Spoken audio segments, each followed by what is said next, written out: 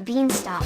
There was once upon a time a poor widow who had an only son named Jack, and a cow named Milky White, and all they had to live on was the milk the cow gave every morning, which they carried to the market and sold. But one morning Milky White gave no milk, and they didn't know what to do.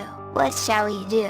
What shall we do?" said the widow, wringing her hands. "Cheer up, mother, I'll go and get work somewhere," said Jack. "We've tried that before, and nobody would take you," said his mother. "We must sell Milky White and with the money start shop, or something." "All right, mother," says Jack, "it's market day today, and I'll soon sell Milky White, and then we'll see what we can do." So he took the cow's halter in his hand, and off he started. He hadn't gone far when he met a funny-looking old man, who said to him, "Good morning, Jack." "Good morning to you," said Jack, and wondered how he knew his name. "Well, Jack, and where are you off to?" said the man. "I'm going to market to sell our cow here." "Oh, you look the proper sort of chap to sell cows," said the man.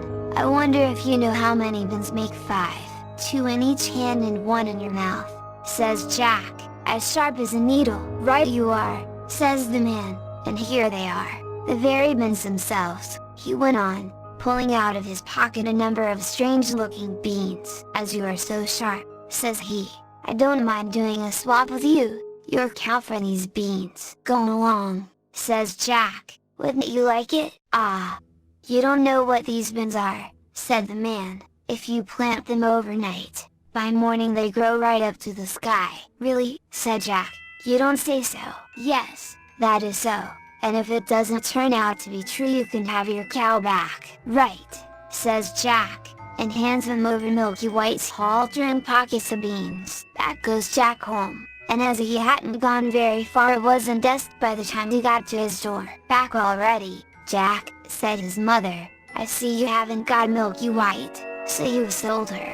How much did you get for her?" "You'll never guess, mother," says Jack. "No, you don't say so." "Good boy, 5 pounds, 10, 15, no, it can't be 20. I told you you couldn't guess." "What do you say to these beans?" "They're magical, plant them overnight and..." "What?" says Jack's mother.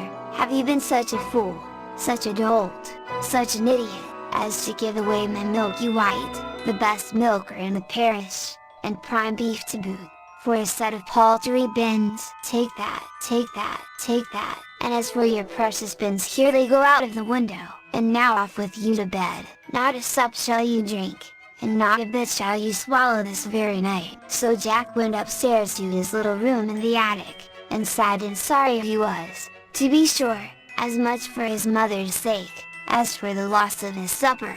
At last he dropped off to sleep. When he woke up, the room looked so funny. The sun was shining into part of it, and yet all the rest was quite dark and shady. So Jack jumped up and dressed himself and went to the window, and what do you think he saw? Why, the bins his mother had thrown out of the window into the garden, had sprung up into a big beanstalk, which went up and up and up till it reached the sky.